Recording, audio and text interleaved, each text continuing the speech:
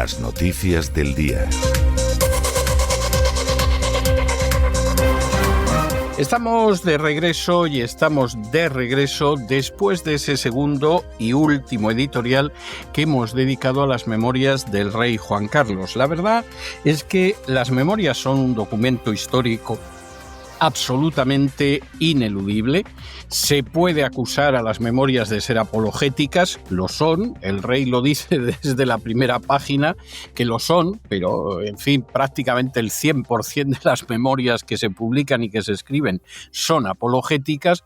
Se puede acusar a las memorias de parciales, pero qué cosa más parcial y más subjetiva puede existir que unas memorias, pero son un libro verdaderamente para leerlo, para releerlo y para reflexionar sobre él. El editorial de ayer lo dedicamos a los personajes, el editorial de hoy lo dedicamos a los hechos.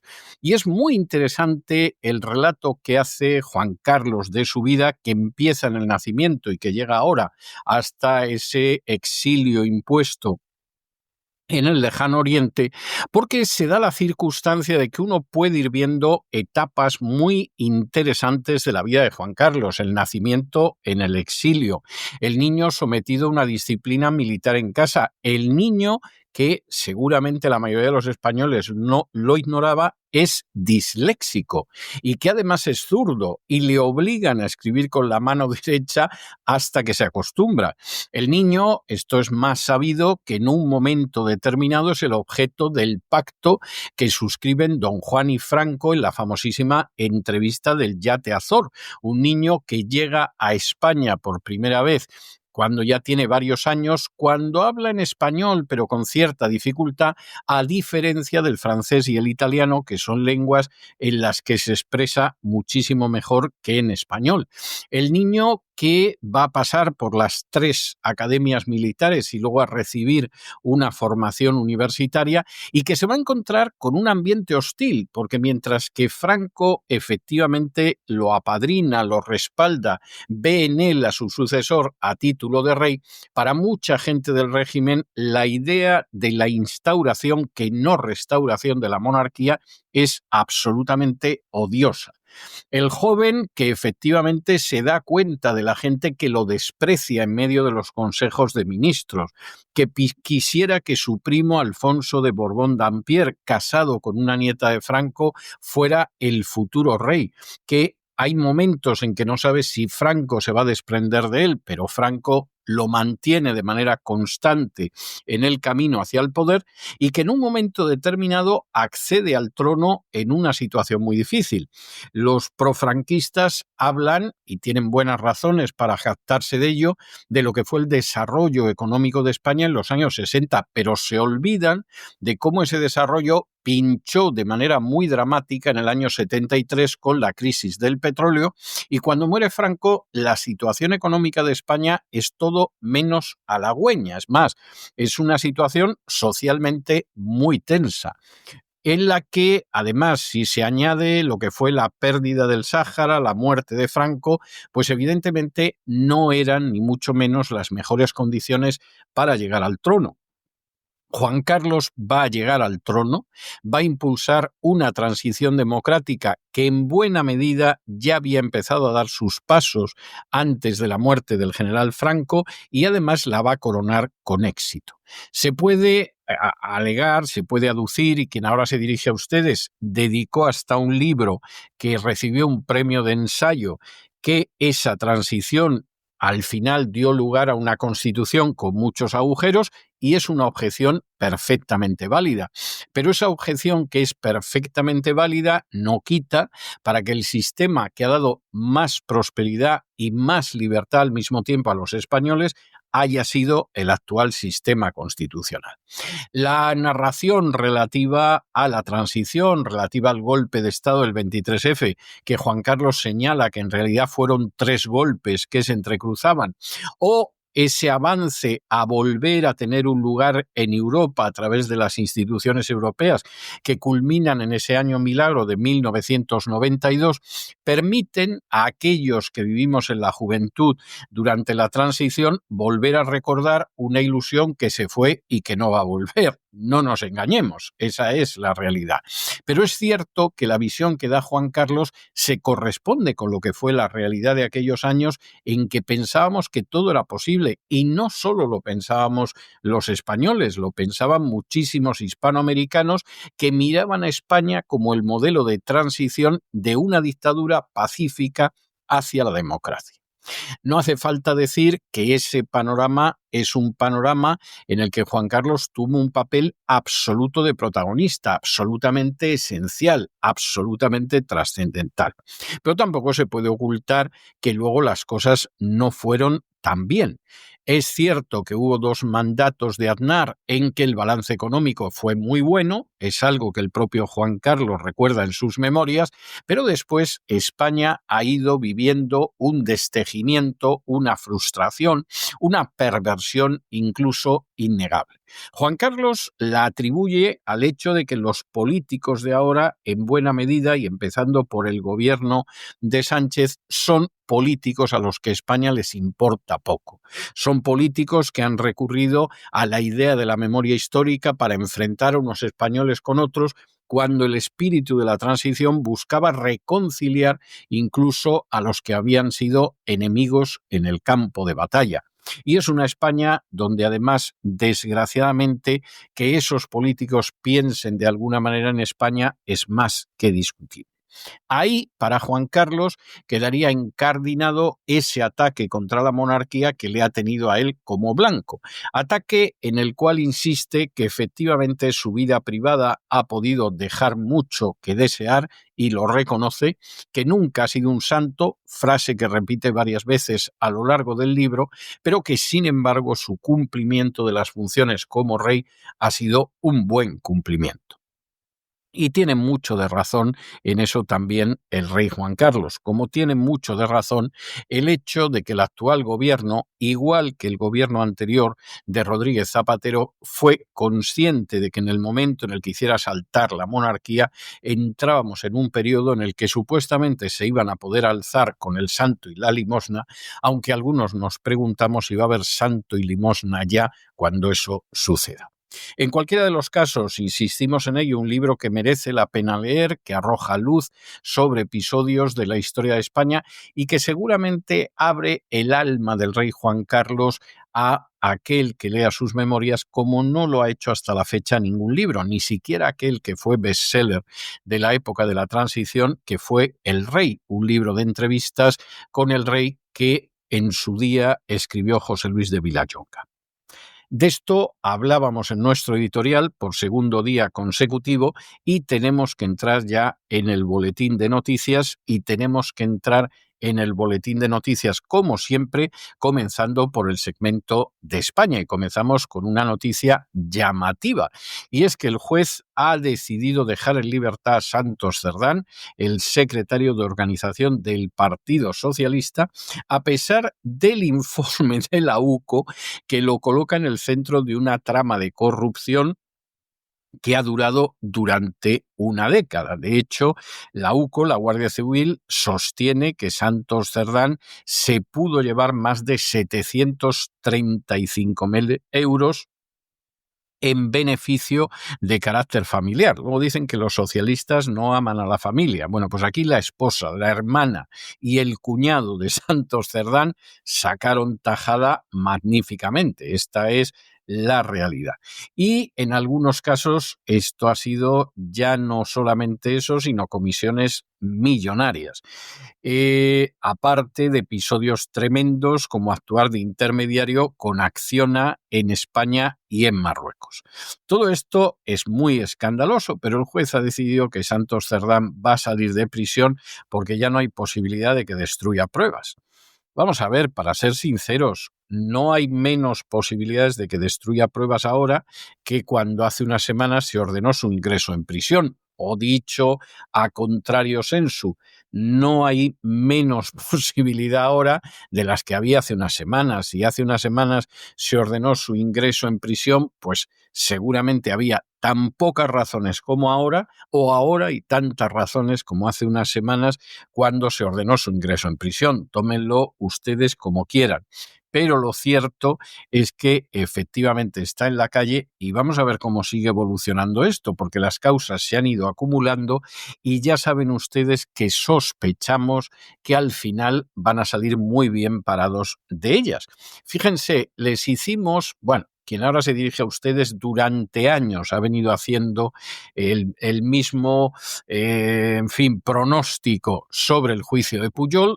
Pujol se tenía que sentar en el banquillo esta semana y se ha puesto malito. Miren ustedes, se ha puesto malito, está muy mayor y se ha vuelto a suspender el juicio de Pujol. Bueno, pues ya saben ustedes que llevamos mucho tiempo diciendo que Pujol no se iba a sentar en el banquillo, no lo iban a juzgar, que lo mismo hasta se moría antes y que, bueno, en el más que improbable caso de que lo juzguen, no va a pasar nada porque siempre hay médicos que van a demostrar que no está en sus cabales y, por lo tanto, no se le puede juzgar. Y al resto de la trama criminal, que es como describió el fiscal a la familia Pujol, bueno, pues no les va a pasar nada porque dirán que la culpa la tenía la mamá que se murió o aquí al para que efectivamente está ya gaga y no le pueden juzgar. Y si no al tiempo, venimos diciéndolo años y verán que no nos hemos equivocado. En fin, examinamos estas y otras noticias verdaderamente de relevancia y que les afectan con la ayuda absolutamente indispensable de María Durán. María, muy buenas noches. Muy feliz miércoles, queridísimo César. Tenemos nuevo informe de la UCO sobre Santos Cerdán. Vamos con ello rápido porque es larguísimo todo lo que tenemos que aportar hoy en el día en que el juez lo ha dejado en libertad, por cierto, porque considera que ya no hay peligro de destrucción de pruebas. En este momento del procedimiento dice el magistrado que ya no existe ese riesgo, aunque la investigación continúa abierta y bajo estrecha vigilancia. Esta decisión judicial, eso sí, no modifica el contenido del extenso informe de la Guardia Civil que conocíamos ayer por la noche y sigue situando al exdirigente socialista en el centro de un entramado económico y político de largo recorrido. La UCO ha reconstruido una década de beneficios económicos y dádivas a Santos Cerdán y varios de sus familiares que los sitúan en una trama que combinó contratos laborales, alquileres de viviendas, mobiliario, pagos con tarjetas de crédito y el cobro de comisiones vinculadas a adjudicaciones públicas. El montante documentado supera los 735.000 euros, canalizados a través de Servinavar, esa constructora de la que Santos Cerdán era propietario en parte, aunque no se había elevado a escritura pública, y también de las cooperativas Noran y Ercolán, empresas impulsadas y controladas por su entorno más cercano. La red empresarial se formó en 2015 con la constitución de Noran por parte de Coldo García y Anchón Alonso. A partir de 2016, Servinavar comenzó a transferir cantidades regulares a esta cooperativa vasca hasta superar los 647.000 euros. Fue en este entramado donde en 2018 se produce la incorporación de Francisca Muñoz, esposa de Santos Cerdán, como socia trabajadora, pese a percibir una pensión de invalidez permanente. Hay que tener cara dura para ponerse a defraudar con una pensión, en teoría, de incapacidad permanente. Francisca Muñoz es la que aparece en los medios como la Paqui, así se referían a ella, porque era la miembro de la trama que más gastaba. Para acceder al puesto, Paqui tuvo que darse de alta como autónoma y aportar capital al Fondo Social, aunque los investigadores no han hallado el rastro bancario de esos pagos, vamos, que no lo aportó. El patrón se repite con otros familiares directos. La hermana del dirigente, Belén Cerdán, recibió también más de 22.000 euros mediante un contrato laboral en Servinavar entre febrero y junio de 2022, antes de ser contratada en Ercolán, que en ese mismo periodo ingresó cerca de 370.000 euros procedentes de la sociedad navarra. El cuñado Antonio Muñoz trabajó para Servinavar entre 2019 y 2022 y cobró algo más de 53.000 euros, siendo además el único empleado desplazado a Sevilla durante la obra del Puente del Centenario. Es precisamente en ese Puente del Centenario donde la UCO sitúa el ejemplo más claro del sistema de comisiones ilegales. La obra funcionó según un patrón repetido: acuerdo previo entre Acciona y Servinavar, adjudicación pública millonaria y una comisión del 2% disfrazada de trabajos genéricos difíciles de acreditar. La intervención se dividió en una primera fase de emergencia y una segunda para resolver problemas estructurales, valorada en casi 85 millones de euros. En teoría, Servinavar debía aportar servicios especializados. En la práctica, la UCO concluye que no hubo apenas actividad real. Los contratos intervenidos fijaban que Servinavar cobraría el 2% neto de lo que ingresara Acciona. En el Puente del Centenario, ese porcentaje se tradujo en 1,8 millones de euros, justificados contablemente como apoyo técnico y asistencias durante la licitación y la ejecución. Sin embargo, los registros muestran que la única aportación fue un trabajador, el cuñado de Santos Cerdán, que quedó reflejado en un documento interno como peón especialista entre febrero y septiembre de 2021. No hay rastro de maquinaria, equipos propios o estructura que justificara semejante remuneración. Acciona, por cierto, que está pringadísima en esto, ha dicho que va a despedir a 3 directivos responsables, que yo, me van a perdonar, me creo regular que fueran los máximos responsables, pero así es como pretenden lavarse las manos y la imagen. Los contratos hallados describen también las funciones de Servinavar con términos extremadamente vagos, como ayudas varias de obra o ayudas servicios varios obra, una redacción que se repite en distintos proyectos. Para la UCO, esa ausencia de contenido real convierte esos pagos en comisiones encubiertas. El mismo esquema se habría replicado en otras adjudicaciones relevantes, como la A68 en Logroño o la integración ferroviaria en Sant Feliu de Llobregat, con porcentajes similares o incluso ligeramente superiores.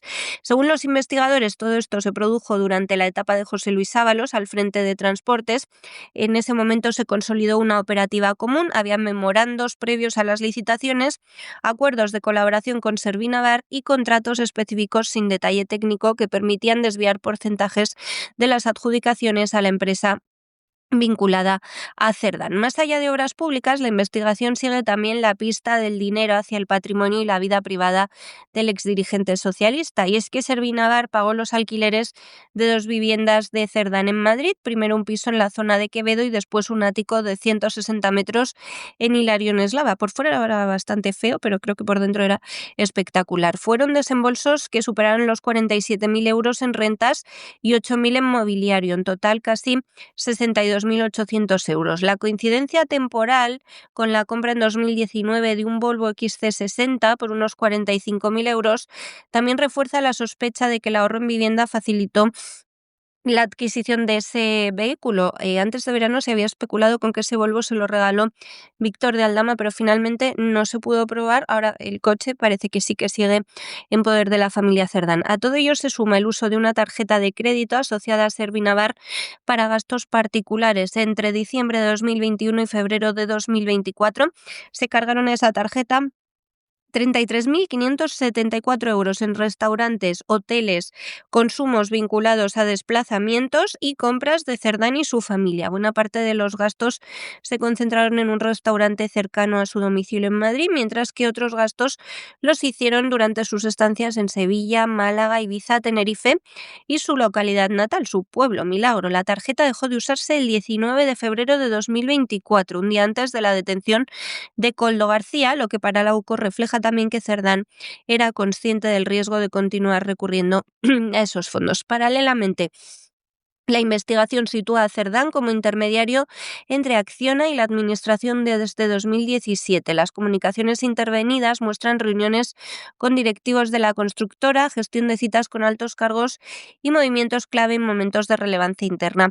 En el PSOE, esa influencia también se proyectó al exterior. A finales de 2018, Koldo García viajó por intercesión de Cerdán para reunirse con ministros marroquíes y activar gestiones en favor de Acciona en la licitación del puerto industrial de Kenitra, un proyecto que fue superior a los 60 millones de euros. Aunque la constructora no obtuvo la obra, la UCO considera que el esquema de mediación y expectativa de comisión se replicó fuera de España. Y les cuento ya, si quieren y les divierte como anécdota, que en El Mundo han publicado los chats de WhatsApp de 2 socios de Cerdán, este empresario empresario vasco y su mujer, en los que comentaban cómo a la Paqui la conocían todas las dependientas del Corte Inglés, que son divertidos de ver porque parece ser que no paraba de gastar la señora y era de gustos caros. Así que nada, pendientes de seguir conociendo detallitos de ese informe. Seguro que de aquí al fin de semana nos enteramos de mucho más.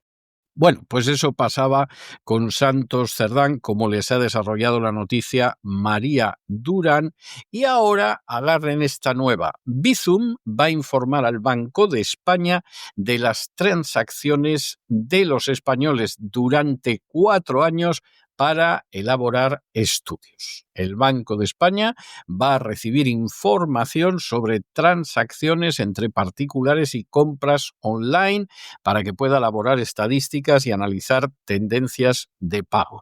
Bueno, ya se pueden ustedes imaginar que esto en realidad es simplemente un instrumento para que esa banda de ladrones, como la definió el Financial Times, la agencia tributaria, robe todavía más a los españoles.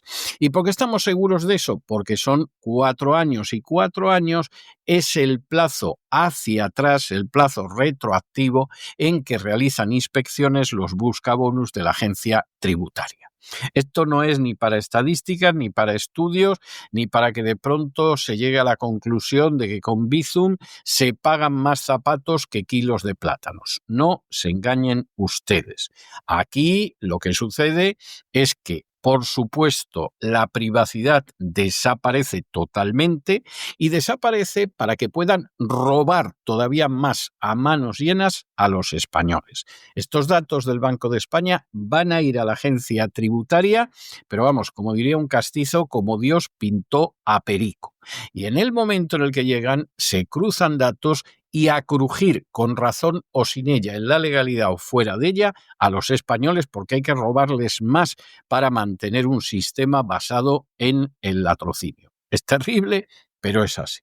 De manera que si hicieron ustedes algo con Bizum en el pasado, quien ahora se dirige a ustedes ni tiene Bizum, ni ha pagado con Bizum, ni le han pagado con Bizum ni cosa parecida, que se prepare porque son 4 años y a continuación aparecen los buscabonus para robar todo lo que pueda. Porque incluso, aunque más del 51% de los casos luego los tribunales les quitan la razón, ellos no responden con nada. Se limitan a ingresar en su cuenta bancaria los bonos. Lo propio de una banda de ladrones, que diría el Financial Times. Como no tenemos suficientes preocupaciones con el euro digital que nos van a implantar desde Bruselas en muy poquito tiempo, ahora resulta que el Banco de España va a tener acceso durante los próximos 4 años a la información de todas las operaciones que realicemos los particulares a través de Bizum. El acuerdo firmado recientemente entre el supervisor financiero y la plataforma de pagos inmediatos va a permitir al organismo que dirige el socialista José Luis Escrivá, exministro de Pedro Sánchez, incorporar datos, dicen, sobre el uso de este sistema, sus estadísticas e informes periódicos. Aunque la institución insiste en que la información va a ser tratada de forma agregada y con garantías de confidencialidad, el anuncio llega en un momento muy delicado, por esto que les digo, marcado por el debate sobre el futuro eurodigital y las dudas que despierta entre parte de la ciudadanía en cuestiones de privacidad y control financiero. El convenio establece que Bizum va a proporcionar al Banco de España datos globales sobre las transacciones realizadas entre particulares y sobre todo pagos vinculados al comercio electrónico. Se trata de información clasificada por sectores y países, no solamente les va a dar datos de España, que va a permitir, dicen, conocer mejor los flujos de dinero que se mueven a través de esta herramienta cada vez más utilizada en el día a día. La intención que declaran es mejorar la elaboración y el análisis de estadísticas económicas nacionales, en un contexto en que los pagos electrónicos han experimentado un crecimiento meteórico y se han convertido en una parte esencial del comportamiento financiero de los consumidores. Bizum, que comenzó siendo una alternativa rápida para transferencias entre usuarios, se ha consolidado como un sistema de pago masivo que se utiliza, esto es cierto, también en compras en línea, en donaciones, en abonos de pequeños servicios y en transferencias informales. Su evolución ha despertado el interés de organismos públicos, en teoría encargados de medir la actividad económica. En la práctica, pues supongo que ustedes piensan igual que yo, ¿no? El Banco de España va a obtener así una fuente de información que antes quedaba dispersa entre entidades financieras o directamente fuera del radar estadístico. Ya Bizum le va a dar todos los datos. En fin, la preocupación surge porque en este acuerdo se observa pues un transcurrir paralelo al proyecto europeo de euro digital. El Banco Central Europeo, ya saben, está avanzando en el diseño de esta nueva forma de dinero público que conviviría con el efectivo un tiempo. La idea es que obviamente no usemos efectivo y que, según Bruselas, ofrecería más seguridad y rapidez en las transacciones.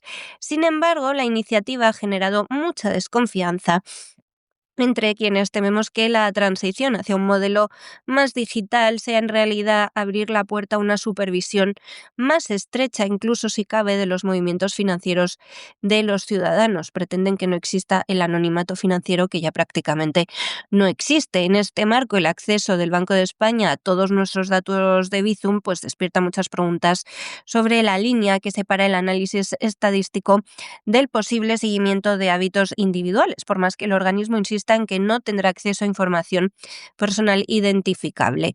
No obstante, el acuerdo prevé también que la información se pueda poner a disposición de investigadores externos a través del Laboratorio de Datos del Banco de España, lo que no me digan que no da ya pues bastante terror. Esta apertura a terceros ha generado nuevas preguntas sobre el alcance real de la difusión de los datos y el tipo de investigaciones que podrían desarrollarse a partir de ellos. Así que si ustedes tienen opciones para cambiar Bizum por alguna otra plataforma de pagos, yo encantada de escucharles, porque no me apetece nada regalar mis datos financieros al Banco de España, así sin al menos pelearlo un poquito.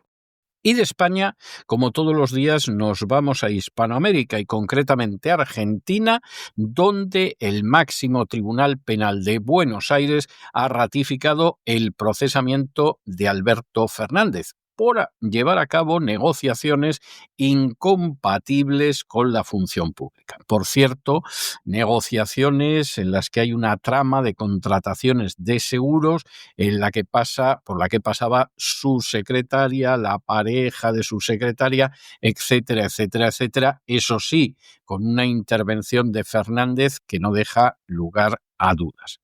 ¿Qué pasa con esta confirmación del procesamiento? Bueno, pues que se mantiene el embargo sobre los bienes del antiguo presidente argentino, un embargo que pesa por más de 14.600 millones de pesos argentinos. Vamos, una cifra bonita, redonda, pero no cabe la menor duda que astronómica. Y por supuesto, también se mantiene la prohibición de que salga del país sin autorización judicial. A todo eso, no crean ustedes que la pena sería tan grande.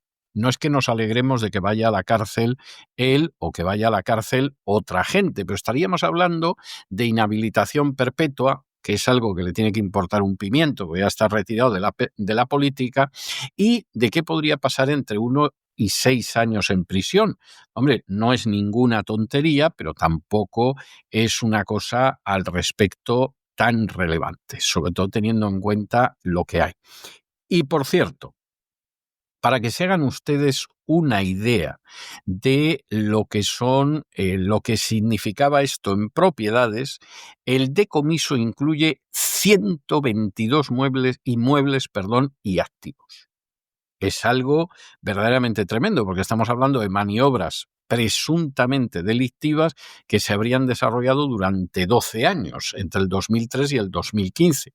Vamos, cada año, prácticamente cada mes, había un nuevo inmueble. Es que es algo verdaderamente impresionante, y es verdad que la corrupción en Argentina siempre ha existido, incluso desde la época de la colonia española, pero la verdad es que con Cristina y después con la sucesión kirchnerista ha alcanzado cimas verdaderamente impresionantes.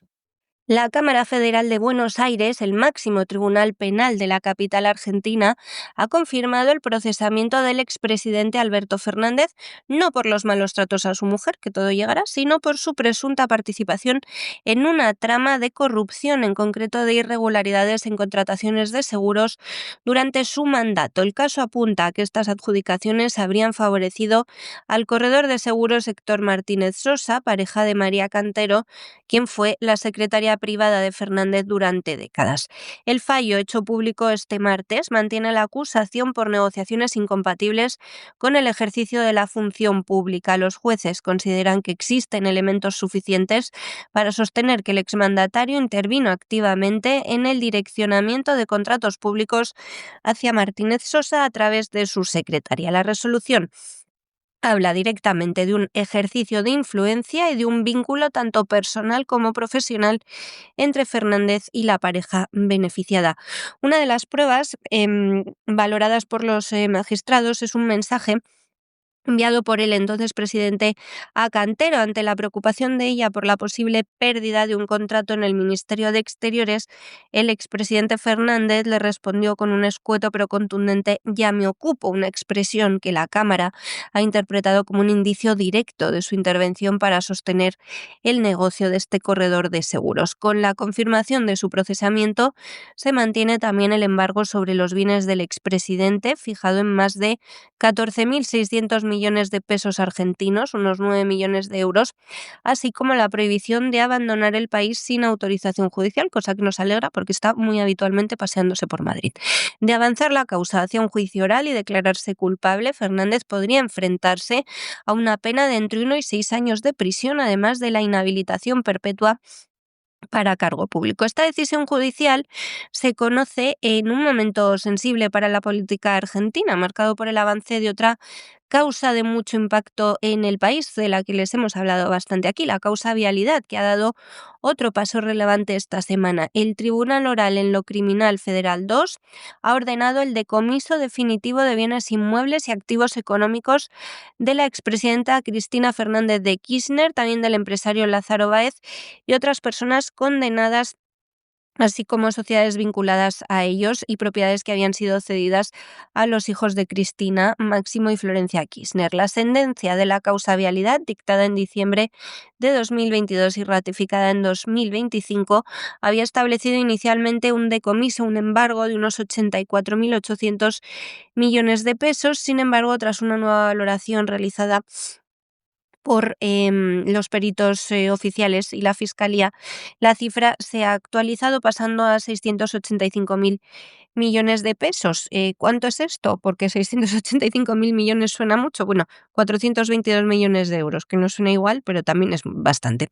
Esto refleja la magnitud económica del caso, uno de los más cuantiosos de la historia reciente de Argentina. Dado que los condenados no han abonado voluntariamente las sumas establecidas, el tribunal ha ordenado que se les incauten directamente los bienes como medida para cubrir el monto actualizado. El decomiso incluye 122 propiedades identificadas como instrumentos del delito o incorporadas durante el periodo en el que, según la sentencia, se desarrolló el esquema fraudulento, que fue entre mayo de 2003 y diciembre de 2015. Figuran inmuebles pertenecientes a Lázaro Báez y a empresas del conglomerado Austral Construcciones, así como activos transferidos en su momento a los hijos de la exmandataria. Esta medida es uno de los mayores decomisos ordenados en la historia judicial argentina reciente. Y nos vamos de la Argentina al Ecuador. Nos vamos al Ecuador porque después del revolcón que sufrió hace unos días en el referéndum, el presidente Noboa ha decidido que efectivamente aquí alguien tiene que pagar el pato y no va a ser él. Alguien tiene que ser el chivo expiatorio. Porque es que las 4 propuestas del referéndum, incluida una base americana, fueron rechazadas de manera muy clara por el pueblo ecuatoriano. Aquí Álvaro Rosero va a reemplazar a Zaida Rovira, que pasa a encabezar el Ministerio de Desarrollo Humano, y luego va a haber cambios en trabajo, en agricultura y en sanidad. Y además se produce otro cambio en educación y en gestión de riesgos. Aquí Noboa está viendo a ver cómo de alguna manera administra el control de daños, pero no nos vamos a engañar. El país sigue yendo preocupantemente mal. No parece que el gobierno de Noboa lo esté haciendo bien. Y lo grave del asunto es que ha pretendido arreglar esto poniendo una base militar en Ecuador. Y los ecuatorianos han reaccionado como reaccionaría cualquier persona sensata. O sea, no nos ponga una base militar extranjera que no nos va a arreglar nada y encima nos va a colocar en una situación de riesgo. Eso lo ve cualquiera. Hasta los ucranianos lo ven. Y si no los gobernara un dictador corrupto y vendepatrias que se llama Zelensky, efectivamente lo dirían alto y claro. Cuestión aparte es cuando el país es la alcantarilla de Europa y una de las peores alcantarillas del mundo. El presidente de Ecuador, Daniel Noboa, ha anunciado una amplia reconfiguración de su gabinete tan solo 2 días después del revés sufrido en el referéndum del domingo, donde 4 de sus propuestas, incluida la posibilidad de permitir nuevamente que se instalen bases estadounidenses en territorio ecuatoriano, fueron rechazadas frontalmente por la ciudadanía. En un comunicado oficial, el gobierno explica que los cambios se van a implementar tanto a nivel ministerial como viceministerial y que cada cartera será responsable de detallar los relevos en sus áreas internas. La presidencia dice que la meta de estos cambios es fortalecer la gestión del gobierno. El ajuste incluye 7 nombramientos directos que modifican la composición del círculo político más cercano a Noboa. El cambio más relevante recae en el Ministerio de Gobierno, uno de los puestos más sensibles por ser el puente entre el Ejecutivo y las demás instituciones del Estado, donde Álvaro Rosero sustituye a Zaida Rovira. Rovira no abandona el gabinete, pasa a encabezar el Ministerio de Desarrollo Humano, que es crucial por su vínculo con los programas sociales. La salida de Ivonne Núñez del Ministerio de Trabajo abre un espacio para otra incorporación. En su lugar, Noboa designaba a Harold Burbano, que tendrá la responsabilidad de llevar a buen puerto la reforma laboral. Danilo Palacios presentaba su renuncia en el Ministerio de Agricultura. Será reemplazado por Juan Carlos Vega, encargado a partir de ahora de un ministerio clave para una economía muy dedicada a la exportación y también para mejorar el sustento de miles de productores rurales. En salud, el presidente ha nombrado a María José Pinto como nueva ministra en sustitución de Jimmy Martín. Otro cambio significativo llega en el Ministerio de Educación, donde Alegría Crespo deja el cargo y será reemplazada por Gilda Alcíbar. Finalmente, Carolina Lozano se incorpora al gabinete para dirigir la Secretaría Nacional de Gestión de Riesgos, reemplazando a Jorge Carrillo. Su labor, aunque no llega a ser ministra, es importante en un país bastante vulnerable a inundaciones, terremotos y deslizamientos de tierras. Con estos 7 cambios, Daniel Noboa intenta dar un golpe de timón tras un resultado electoral que dejó al Ejecutivo un mensaje muy claro: el país no respalda todas sus apuestas políticas. Esta reconfiguración del gabinete busca enviar a la ciudadanía señales de renovación, eficacia y control. Veremos si lo consigue.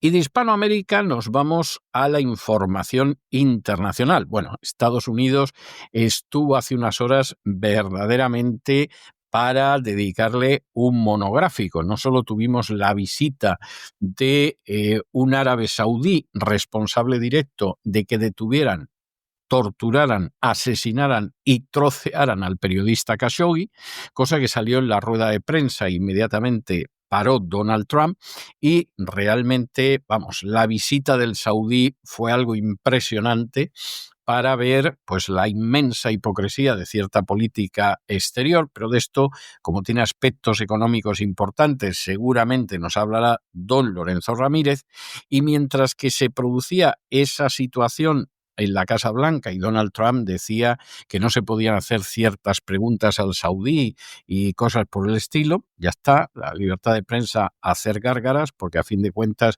los saudíes son buenos y los iraníes son malos, aunque el régimen iraní sea el colmo de la libertad comparado con el saudí. Mientras sucedía esto, al mismo tiempo el legislativo de los Estados Unidos decidía, en una decisión histórica, aprobar la publicación de los archivos de Epstein. Hemos pasado en muy pocas semanas, de decir que no se publicaban y que no había lista de Epstein a que finalmente se publiquen los archivos de Epstein y de Ghislaine Maxwell, que era su mano derecha. Hay que decir, porque esto es muy importante, que quienes dirigieron en el legislativo la iniciativa, junto a una docena de víctimas, para que se desclasificaran los miles de documentos, han sido dos congresistas, Thomas Macy y Ro Khanna, que realmente ahí verdaderamente han insistido muchísimo, junto con algún otro, como esa congresista absolutamente independiente y muy del movimiento MAGA, y últimamente teniendo sus rifirrafes con Donald Trump, que es Marjorie Taylor Greene. El voto fue aplastante en la Cámara de Representantes. Solo hubo uno que votó en contra y 427 que votaron a favor, porque a ver quién le echa cara para decir que no se publica la documentación de Epstein. Bueno, pues aquí efectivamente o ya han purgado todo lo purgable de la documentación de Epstein o van a salir cosas terribles. Van a salir cosas verdaderamente terribles. Con lo cual, uno se queda con la duda de si aquí no ha habido ya una purga previa o si por el contrario lo que sucede es que, bueno, la idea es que con lo que hay ahí se va a hacer todo lo posible para que la gente se pierda estudiándolo y no salgan determinadas cosas a la luz, porque ahí está implicado todo el mundo y Epstein era un asset del Mossad, posiblemente más del Mossad que de la CIA. Y la documentación que pueda aparecer puede ser verdaderamente tremenda, como para reescribir la historia pues del último cuarto de siglo como mínimo. Pero en fin, vamos a ver lo que en última instancia acaba apareciendo, porque la cosa verdaderamente es notable. Esta noticia la estábamos esperando. El Congreso de Estados Unidos aprobaba por abrumadora mayoría una ley destinada a obligar al Departamento de Justicia a divulgar todos los archivos relacionados con Jeffrey Epstein, el magnate financiero condenado por delitos sexuales y cuya figura ha alimentado durante años sospechas, investigaciones inconclusas y teorías sobre la implicación de personas poderosas. La votación en la Cámara de Representantes fue casi unánime, 427 votos a favor y solo uno en contra, y estuvo acompañada de un momento de simbolismo porque varias supervivientes de Epstein que estaban presentes se abrazaban al escuchar el resultado. Pocas horas después, el Senado también dio su visto bueno, sin ninguna oposición, y allanó así el camino para que el proyecto llegue directamente al despacho del presidente Donald Trump, quien ya ha anunciado, se lo contamos aquí, que lo firmará en cuanto le sea remitido. El cambio de rumbo de Trump ha sido notable. Días antes se mostraba contrario a la iniciativa, pero decidió de repente pedir a los republicanos que la apoyaran, un giro que automáticamente desbloqueó la ofensiva legislativa. El impulso definitivo vino de dos representantes, Thomas Macy, republicano, y Ro Khanna, demócrata, quienes redactaron el texto y consiguieron apoyos en sus respectivos partidos. Las supervivientes también han tenido un papel en la recta final. La víspera de la votación participaban en una vigilia a las puertas del Capitolio, donde recordaron a Virginia Giuffre, una de las víctimas más visibles que se suicidó el pasado mes de abril. La legislación exige que el fiscal general publique ahora en un formato accesible y consultable todos los documentos no clasificados relacionados con Epstein. Esto es comunicaciones internas, registros de vuelos, archivos de viaje, vínculos con personas y entidades, notas de investigación y cualquier material que pueda arrojar luz sobre el entramado que lo rodeó. Además, la publicación se debe realizar en un plazo máximo de 30 días desde la entrada en vigor de la ley. Solamente se va a poder retener información que permita identificar a víctimas o interfiera en investigaciones federales que aún estén activas. El único voto en contra fue el del republicano Clay Higgins, quien expresaba en redes sociales su preocupación porque la divulgación pudiera revelar datos de personas no implicadas en delitos. Dentro de su propio partido ha habido tensiones. El expresidente de la Cámara, Mike Johnson, intentó sin éxito